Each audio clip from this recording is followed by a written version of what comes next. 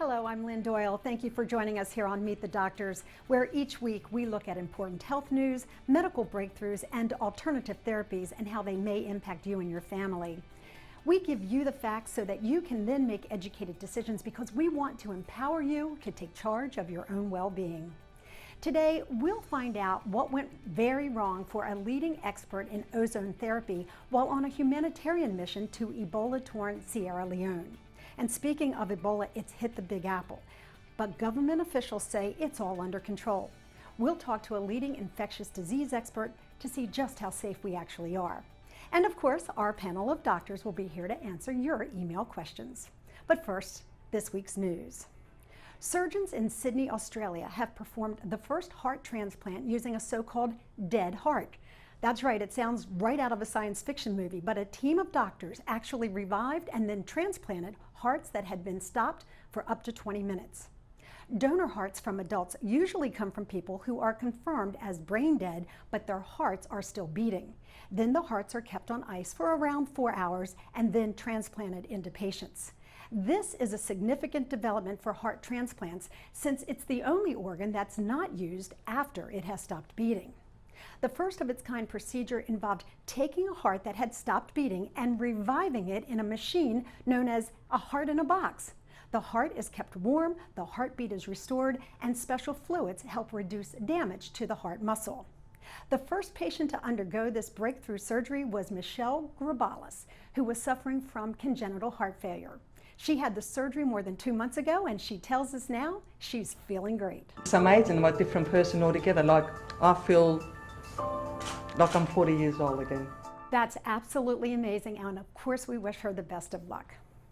You know, over the past few months, we've reported on the physical health benefits of eating dark chocolate. Now, in a small but significant new study, it's showing that antioxidants called cocoflavanols appear to improve some memory skills that are naturally lost as we age. Now, researchers recruited people between the ages of 50 and 69 to drink a high mixture of cocoflavanols. After just 3 months, they performed about 25% better than the low flavanol group on memory tests, such as remembering where they parked the car. Now, to put the results in perspective, these volunteers performed like people who were 2 or 3 decades younger. I'm still here, but yet I'm gone. I don't play guitar or sing my songs. It never defined who I am. Well, if that doesn't make you a little bit teary-eyed, I don't know what will. It's Glenn Campbell's wistful reflection on his life after being diagnosed with Alzheimer's in 2011. The song, "I'm Not Going to Miss You," has now gone viral. This month premieres a documentary on the country music superstar's last music tour called Glenn Campbell, I'll Be Me. In April, he was moved to an Alzheimer's care facility. Newsmax Deputy Health Editor Nick Tate recently spoke with Campbell's longtime songwriter and good friend, Jimmy Webb, and he's joining us now to tell us about that interview. Nick, it's good to see you. Lynn, good to be with you. You know, Glenn Campbell has become the most visible face of Alzheimer's since Ronald Reagan.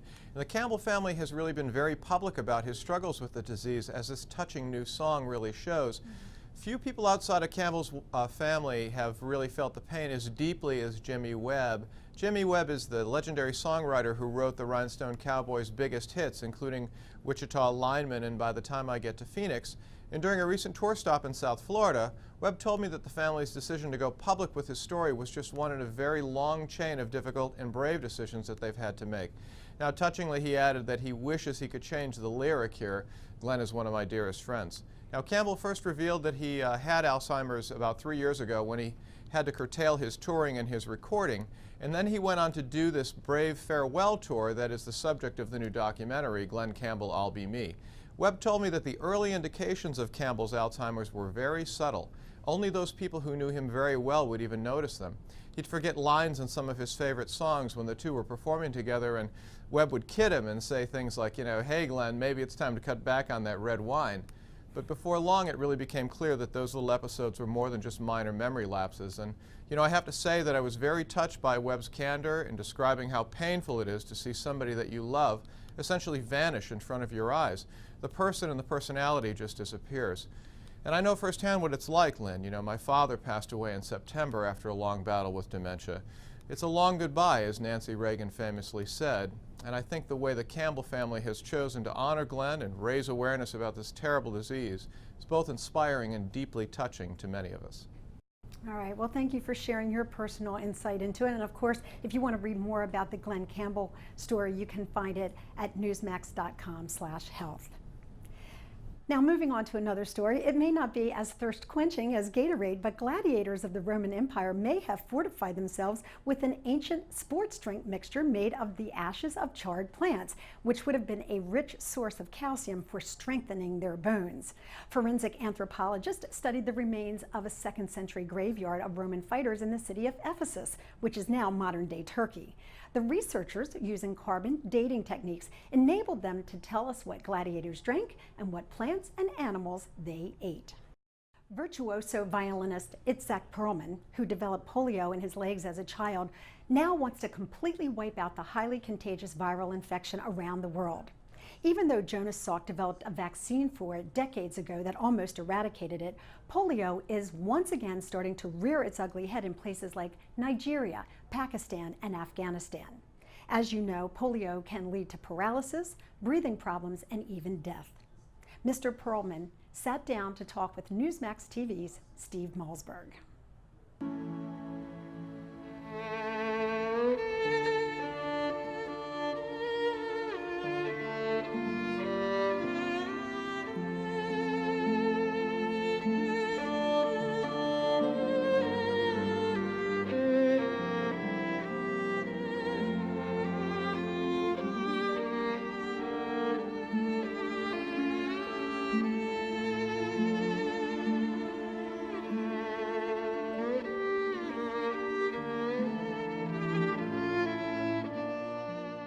Talk about how you accomplished what you accomplished despite what you went through. Look, I got polio when I was 4, and what you need is you need a support system.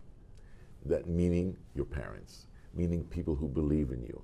And I always say to people, what about how amazing that you play the violin? And I said, you've got to separate your abilities from your disabilities. You know, I was not affected by my hands. I was affected by my legs. Polio affected my legs. So it had nothing to do with playing the violin or not playing the violin. I actually wanted to play the violin before I had polio. And then afterwards, there was no reason not to. Exactly. Yeah. Well, of course, your accomplishments speak for themselves, and who you are speaks for itself. But you're dedicating this time to stress the importance of maintaining the fight against polio and the polio vaccine. Absolutely. It's very important. It's almost, people would say it might be an unfortunate time right now because with all the Ebola that we hear about. But the difference here is that with Ebola, it is such a devastating disease, and there is still no cure.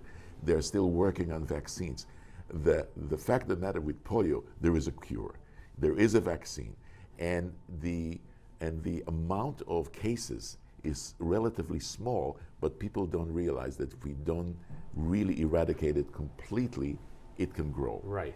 But because there isn't it a shame, would be a shame that we are so close to getting rid of it and just would get sidetracked with something else. Well, what is the reason? In other words, I would assume in the United States, in fact, I'm pretty sure, I know what I'm talking about, that you can't go to school, unless you're vaccinated. So in this country, it's pretty much, you get the vaccination. Absolutely. It's around the rest of the world where in some cultures they consider it, they're trying to trick us, they're trying to give us the disease, and they stay away from it. It's the infrastructure also, so you have you have the people believing that would work or not believing that it would work. That's one thing, and the other thing is how close you can get everybody to be vaccinated, and that's just a question of money. It only takes 60 cents to vaccinate a child and change their life forever, and make sure that they have a good future.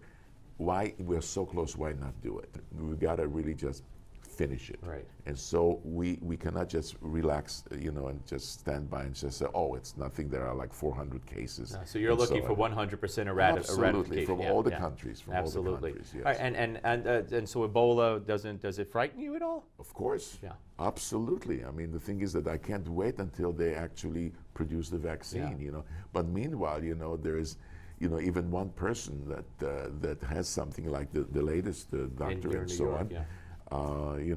You see they're just attacking that, and they have to do that. It has been an honor and a pleasure, and I'd love to see you at Avery Fisher Hall. Please come. It'll be good. I'll enjoy the concert, so why don't you as well, I would love that. I would love that. The great Itzhak Perlman, ladies and gentlemen, the one and only, and just a pleasure. I wish I could talk to you all day. Thank you very much. Thank you very much. Appreciate it. His music is absolutely amazing. It touches us in the deepest of our hearts. And of course, you can always watch the Steve Marlborough Show right here every day on Newsmax TV. Up next, a pioneer in ozone therapy is back from his mission to Sierra Leone, where he wanted to train doctors on how to fight Ebola with his alternative treatment.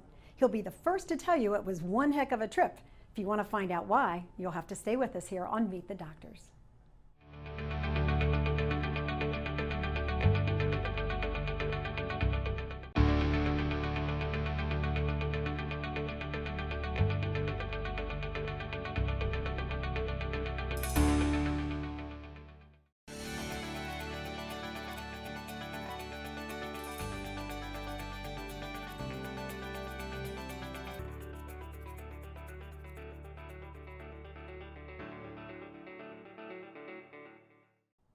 Welcome back to Meet the Doctors. I'm Lynn Doyle.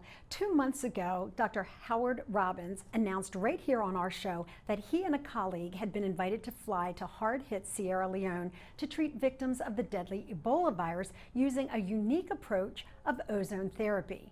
What he believed was a humanitarian mission at the behest of a prominent doctor there actually turned into a mission impossible. When we talked, you were headed to hard-hit Sierra Leone, and you were very enthusiastic about the possibility of being able to help these thousands of people who were overcome by Ebola. Tell me about the experience when you got there, whether or not it was exactly as you expected it might be, or if there were different roadblocks that were in your way. Oh my God. Well, it was exactly the most interesting and important experience of my whole life. We got there late at night, saw that all our cargo had come in with us with all our medical supplies and equipment. The next morning, we went right over and trained about 80 to 100 doctors and nurses who were going to be on the front lines fighting this. Over the next 3 days, we trained individual groups of these doctors to make sure they knew how to do this intravenous therapy well, and we wound up with a handful who we thought were the best. Can you briefly explain to us how you were able to train these doctors in such a short amount of time for something that seems like it's a complicated procedure? Well, actually, it's a very simple procedure, and that's the beauty of it. It's simple and expensive. It's very inexpensive, and any doctor can easily do it. Since I've been doing it for 24 years, over 200,000 treatments, over 10,000 a year here in my Manhattan office, I've trained about 20 to 30 doctors from around the world. I'm used to training doctors. I went with Dr. Robert Rowan from Santa Rosa, California, and he also has been training doctors in ozone therapy. So the two of us were able to do this in a rather intense way. And the reception from the doctors there in Sierra Leone, I understand, was amazing. They wanted to learn this procedure because they want to do everything they can to help their fellow countrymen. Yes, that was from the younger doctors. The older, what they call senior doctors there, were very skeptical. So it took us about just a few hours to win them over with the science of it, and then when we went into the clinic and started doing it on them and treating them and having them treat each other, that was the finishing touch. They were just ready to go. And you actually treated some of the highest members of the government of Sierra Leone. Well, you can't get higher than President Karoma. And after meeting with him, he invited us back to his home that evening. And this isn't just like a home, this is like getting into the White House. And we went back to his home, spent an hour and a half, and I personally got to treat President Karoma, who actually trusted me to do this on him without any security around him. And he saw the ease of it, the safety of it, and immediately wanted us to get into the clinics to do this. And yet, you did not get into the clinics to do it. Well, this was an interesting and very unfortunate situation that happened. I left a week ago Wednesday night at midnight to come home. Dr. Rowan stayed 2 more days. We were finally getting in that Thursday morning. After meeting with the major who at this clinic there called Hastings, which is in Freetown, the capital of Sierra Leone, the major and all the healthcare workers were fighting over who's going to get the therapy first so they would strengthen themselves against getting the virus themselves. And a call comes through from the deputy assistant to the Minister of Health. And he says if they do this therapy on anyone there, including the healthcare workers, they're going to lose their jobs. A few minutes later, the Minister of Health calls and confirms this. So it never happened that day at the clinic. What was your reaction to that directive from the Minister of Health? Just imagine getting punched in the stomach and whacked in the back of the head, and how you might feel after all this work. You have to realize the new Ebola czar, Paulo Conte, the Minister of Defense, who just became Ebola czar, we met with him. His only question was, why aren't we in there now doing it? The president wanted us in there doing it, but obviously they have some political impotence there. And what happened was the Minister of Health, who we never met with, who never saw any of the science, said, it's not going to happen. Were you given an official explanation, or are you still at this time wondering what went wrong? Well, I'll be honest with you. I'm not wondering what went wrong. I know exactly what went wrong, but without having real proof of it, I'm hesitant to say anything that I don't have documented evidence about. Let's just say it's all about, as it is throughout the world, power, position, control, and money. And this is what ruled the world there, as it rules most of the countries of the world. And this is a third world country, it's Africa. Having said that, will you attempt to go either back to Sierra Leone or elsewhere in West Africa where people are dying literally every second of every day? That's a great question, because now the latest that just came in around this is that the doctor we were working with, Dr. Kojo Karu, refused to treat any of the ministers and their families who were now clamoring for the therapy. He was going to Liberia because he knows the president of Liberia to treat the people there. Well, what happened was we get an email from Monty Jones, the special advisor to the President Karoma, saying we'd like to renegotiate you coming back to Sierra Leone and doing the therapy in the clinics. And that's the position we're in right now. So we think it may still survive and it may actually happen. I hope so. And I'm so glad that you're back, you're safe, you're healthy, and I hope that you'll come back and update us as the story progresses. It'll be my pleasure to. It's exciting and important because we now have a way of treating it not only there but around the world, and especially here in the USA. Well, I'm glad you mentioned that, because when we come back, we're going to talk about Ebola here in the U.S. and find out from a leading infectious disease expert on whether or not we really do have a handle on it. You'll want to stay with us for that and much more as Meet the Doctors continues.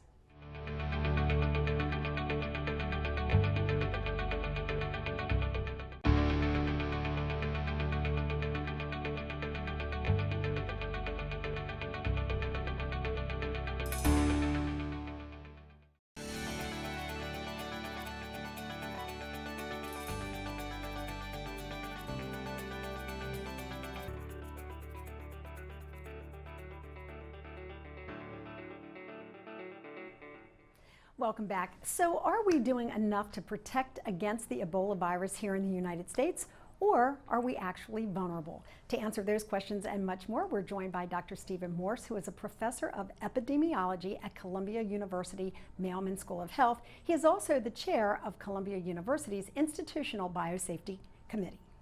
So how big a threat is Ebola to the people of the United States? Not really a big threat at all. As a matter of fact, pretty minuscule compared to all the other health problems we might be concerned about. A few people may come across from Africa who have been exposed to Ebola, and hopefully, as we've seen in New York, they will get recognized in time, and if they're recognized in time, they'll be put into isolation and won't be a danger to themselves or anyone else. President Obama said that in order to contain this, whether it be in the United States or elsewhere in the world, that it must first be contained in West Africa. How difficult is that proving to be to healthcare workers there? It is proving to be very difficult. So far we have over 10,000 cases and no end in sight yet. There simply are not enough people and enough resources to be able to control the epidemic yet. So we'd like, obviously, to be able to have more healthcare workers go over, and many of them may be afraid to because they've heard about infections in healthcare workers and perhaps what might happen to them when they're quarantined back here. In fact, that's a concern for people who are requiring or suggesting a required quarantine upon return to the United States, is that it might actually keep people from going to help and provide medical services because they don't want to face 21 days of isolation when they return. Is that a valid concern? Well, we've heard this from a number of people, so I think it is a valid concern. I think healthcare workers, if they're given good instructions, in most cases will be compliant, will take careful attention, pay careful attention to their temperature and to their health condition, and stay away if they think they're in any danger or danger to others, and go get treatment when they feel they're coming down with something. So, as a person with your credentials, your experience at treating this kind of thing, are you comfortable with healthcare workers and others self-monitoring, reporting their symptoms at their own will?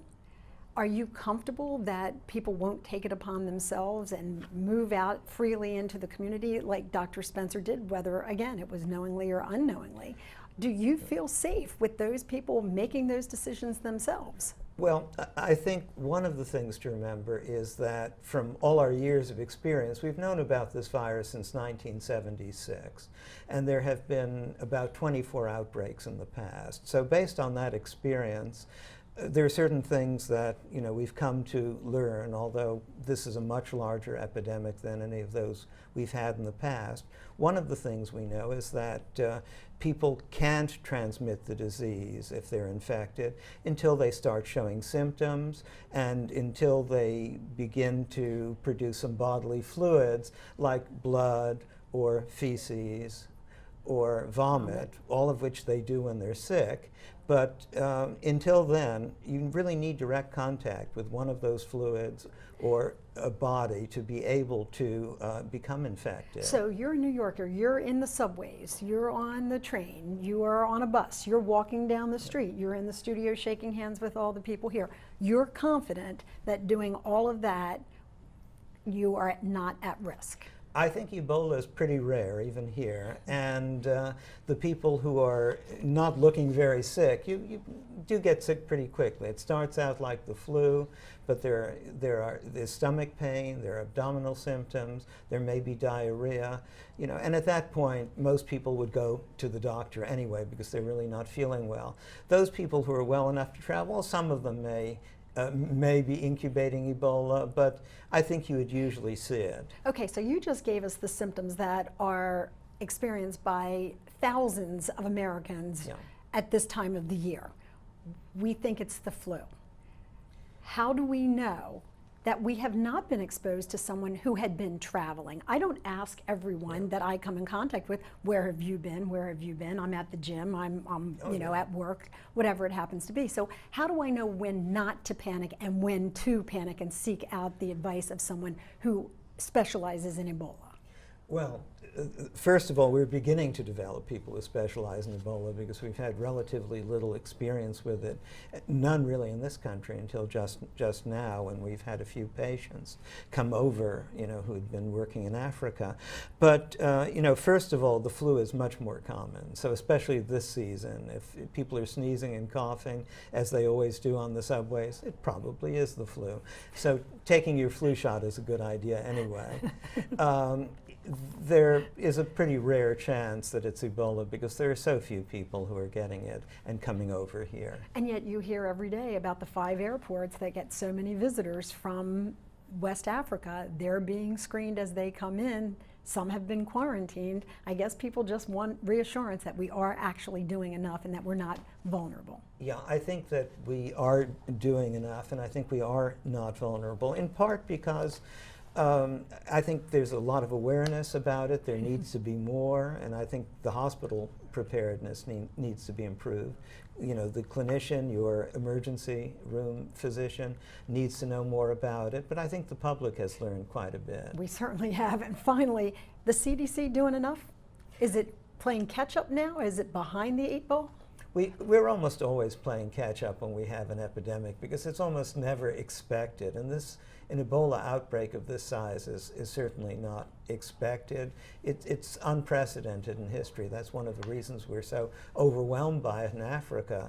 But it doesn't have any place to live here in America. So it would just be people who are coming over and their healthcare workers.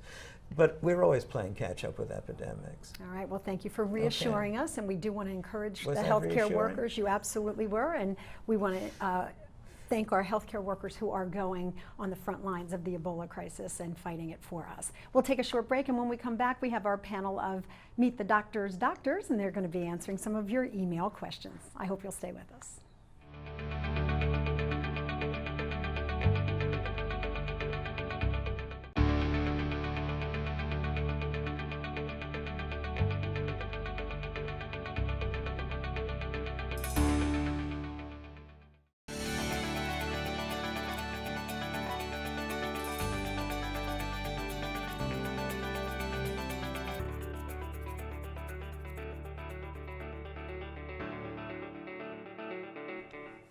Welcome back to Meet the Doctors. I'm Lynn Doyle. This is the part of the show where we put together a great panel of doctors who have a diverse amount of experience and interest, and they very graciously answer your email questions. Let's meet this week's panel. We're joined by Dr. Abigail Chen, who is an internist and pediatrician at Mount Sinai Medical Center. We are also joined by Dr. Edward Goldberg, who is an internist and a gastroenterologist. He has a practice in Manhattan, and he actually still makes house calls. And then rounding out our panel is Dr. Gregory Solomon, who too is an internist who specializes in diabetes, depression, hypertension, nutrition, weight loss, and exercise. It's great to have all of you here. Thanks for having us. You ready to answer some questions? Yes, we are. All right, let's get started. I was too afraid to ask my doctor this. I'm sure they're embarrassed, but do pumps really work for ED? And what should I use for my condition if not a pump? Okay. Perhaps you should explain what the I pump think is for. and I think ED also could use an explanation. So Have at it. the question being, do pumps work for erectile dysfunction? Erectile dysfunction or impotence, there are many treatments for that. Pumps work. They're not medically supplied. People might buy them online or at a sex shop, but they're not typically medically supplied. They are known to work. I have had patients who've complained of bruising from being overly zealous with the pump, so it would not be my first recommendation. There are many other options that I would recommend. As people age, I'm sure that this is just one of the signs that they talk to you all about. Are there other things that lead to a lack of interest in sex or a lack of ability to perform?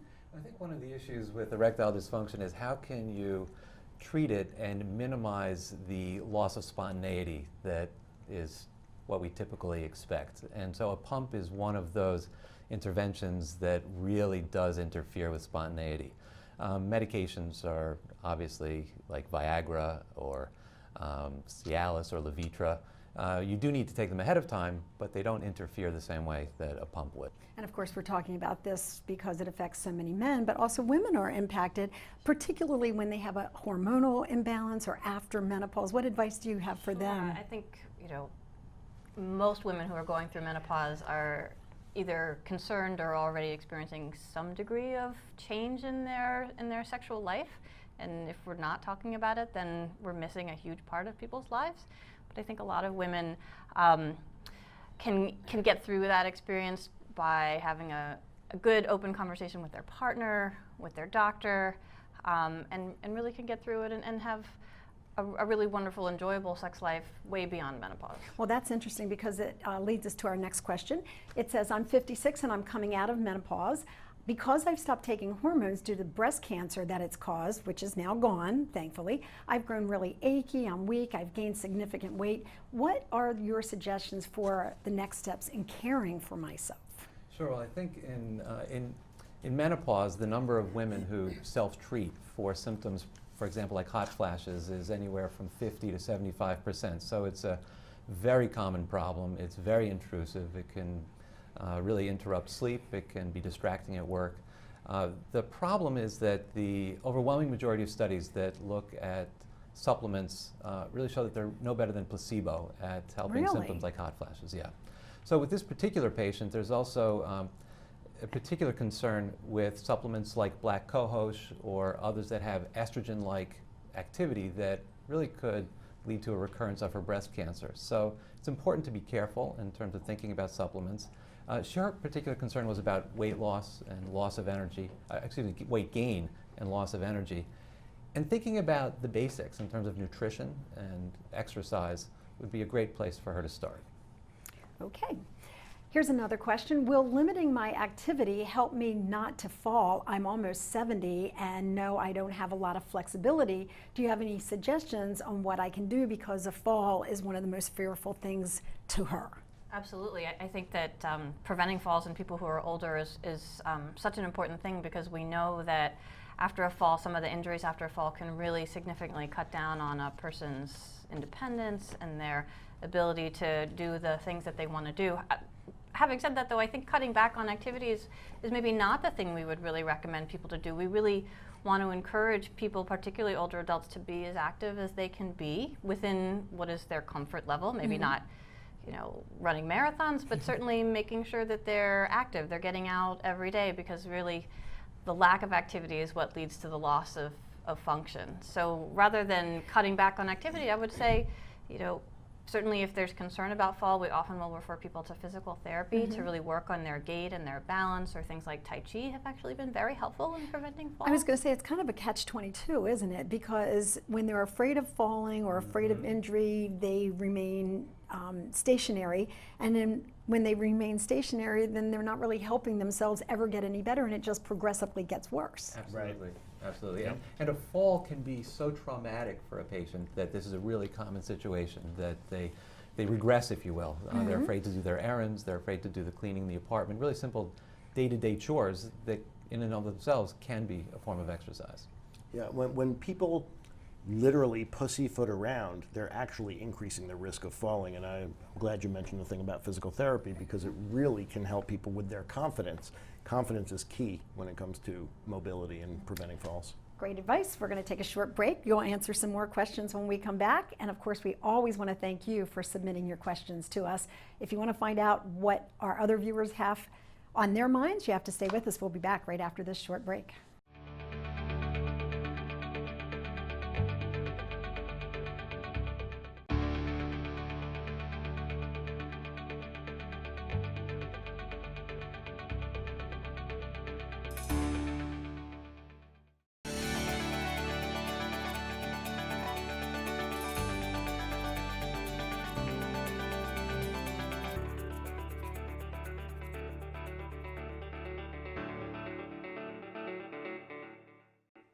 We are back and continue to answer some of our viewer email questions. I have one that I bet applies to so many of you watching, because I know it affects me as well. Do you get a lot of people who say to you, you know, I go to sleep with no problem, but I find myself waking up at the same time in the middle of the night every night? Yeah, I think that's very common. I think that some people are waking up because they're really suffering from insomnia. They're really, this is a manifestation of some of the stressful things that are going on for them during the day. And I think often what happens is they wake up a little bit, and then the rest of their thoughts come rushing in, and it's so hard to turn those things off that then what might have been a very short awakening turns into awake for the rest of the night, or awake for hours, and that can feel like such an intolerable feeling.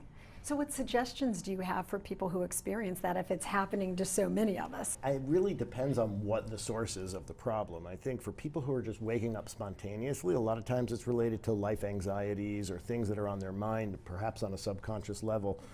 But a very common thing for both men and women in their 40s is to have to wake up to urinate. I was just going to say, the bathroom. It's a very good idea to cut off your liquids for at least a couple of hours before sleep. Another pretty common problem. The same advice I give to my grandchildren. I now have to take it for myself? Okay. Yeah. Sleep apnea was the other thing I wanted to raise, which is something that causes people to wake up without them necessarily realizing that they've awakened. So they may think they're getting a good night's sleep, and find that they're really dragging during the day, have a need for a lot of naps during the day, just don't feel themselves. And Is sleep apnea where you literally stop breathing during your sleep? yeah. Yeah. Yeah. What happens is your throat closes so that although your lungs are trying to draw air in, they can't until the oxygen level in your blood drops so low that your brain actually awakens you somewhat. You don't realize it consciously, but it's enough to allow those tissues to open and you breathe. And So then your the whole brain's cycle saying, hey, starts I again. need air here. Yeah. I need air. Yeah. Is that usually associated with heavy people, overweight? Unfortunately, I think it is Yeah. primarily associated with people who are overweight, and the more overweight, the higher the likelihood of having sleep apnea. But that's not to say that people who are not overweight can't get sleep apnea. Another common association with sleep apnea is snorers, but there are plenty of people who don't snore who end up having sleep apnea. So, And I'd say in those who snore who don't Who have don't sleep have apnea. sleep apnea, So, exactly. so it can be a difficult diagnosis to make, and it requires an extensive test called a sleep study typically. And I would imagine it also impacts the partner, because when the person who's sleeping next to you is waking up, or Or they stop snoring. breathing, or they Sure. are snoring, then that impacts that sleep yeah, pattern as well. It's actually really common for people's partners to say, now that you're being treated for sleep apnea, I will never sleep with you again if you don't use the machine. Okay, and that's what the treatment is, a machine. Yeah. Well, there's dental devices, but the real standard of care is to use a machine. Well, it's interesting because this next question says, my doctor told me I have GAD, general anxiety disorder, because of my fears in life planning and pending retirement. Is there a natural way to get rid of anxiety? I want to hear the answer to this. I've already quit drinking coffee. Yeah, I would say that although caffeine intake certainly can cause people to have fast heart rates, it may not necessarily be the driver of their anxiety, but certainly anxiety is not a fun experience. Anybody who's lived with that excessive worry knows that it is not the best way to go through your life. Looking for natural ways, I would say certainly many people benefit from psychotherapy, from actually working with a trained counselor to try to help a person to learn why they get such a strong emotional response to an event that many people are able to handle much more calmly. And then barring that, certainly we would encourage people to do a lot of other stress-reducing activities. Getting more regular exercise definitely helps with overall anxiety, whether it's related to a specific event or if it's general about a lot of things. Okay, we have time for just a few more. This one says, I have a chronic cough that's lasted for weeks. I'm still able to do activities around the house, so I don't think it's COPD, but my doctor says it's a possibility. How do I know, and what do I do to have it diagnosed definitively? So certainly COPD, or chronic obstructive pulmonary disease, is most commonly associated with people who are a little bit older, 50 and above, and then people who have at least a significant smoking history. And when you have somebody who has a significant smoking history, then most doctors will start to at least entertain a diagnosis of COPD. But a definitive diagnosis is done with a test called spirometry, or pulmonary function testing, which is when a person actually breathes into a machine that measures their lung capacity, and then there's a particular pattern that's typical for COPD.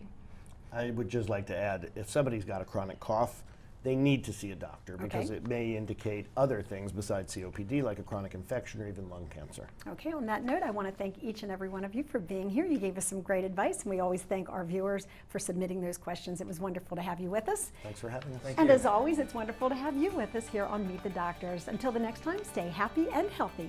I'm Marie Doyle. Good night.